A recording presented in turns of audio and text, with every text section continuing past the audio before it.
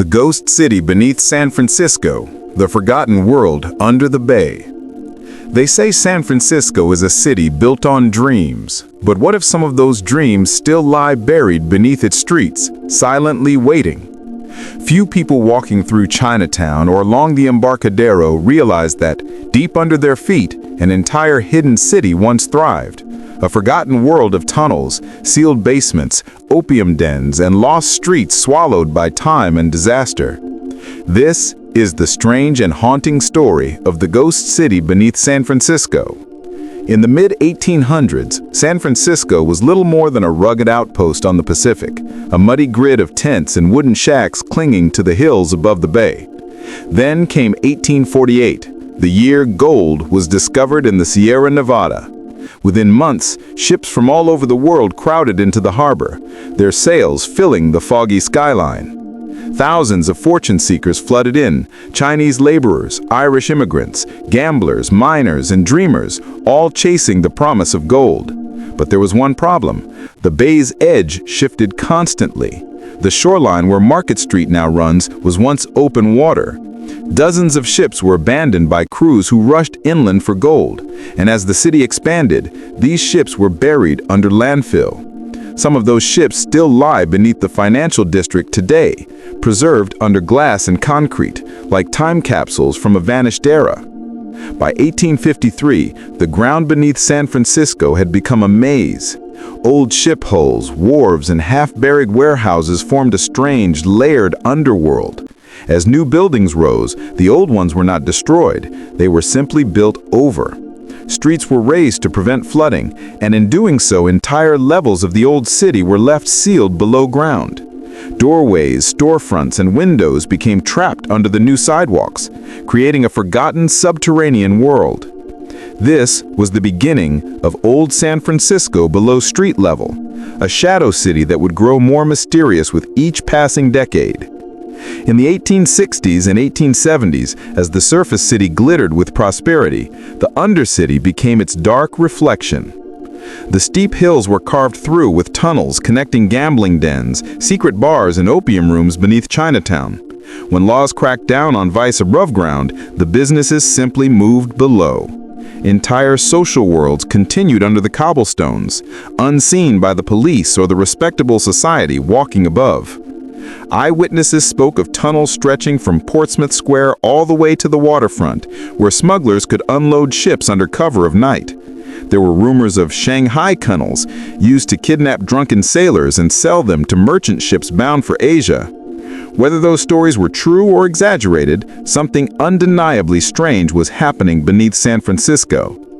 The Chinese immigrants who built the railroads and filled the city's workforce were also the ones who kept its underground alive.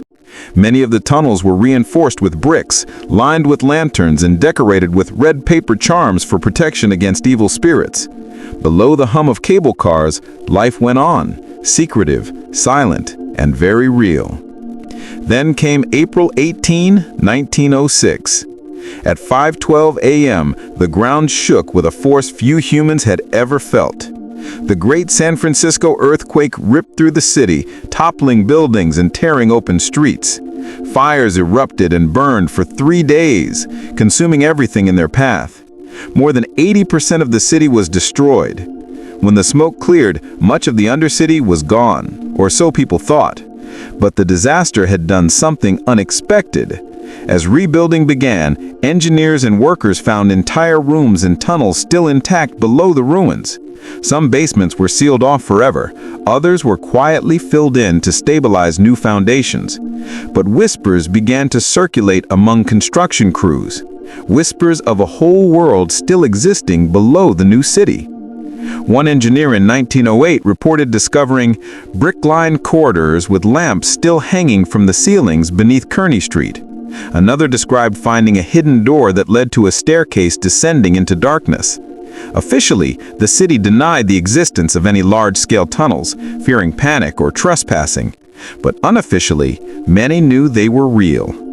In the decades that followed, the stories never stopped. In the 1920s and 30s, during Prohibition, bootleggers used the same tunnels to move whiskey and gin under the city. Some speakeasies had secret trap doors leading to narrow brick tunnels, quick escape routes if the police raided. When Chinatown's nightlife flourished again after Prohibition ended, rumors said that parts of the old tunnels were reopened and converted into private clubs hidden behind false walls. By the 1950s, the city began sealing many of the entrances.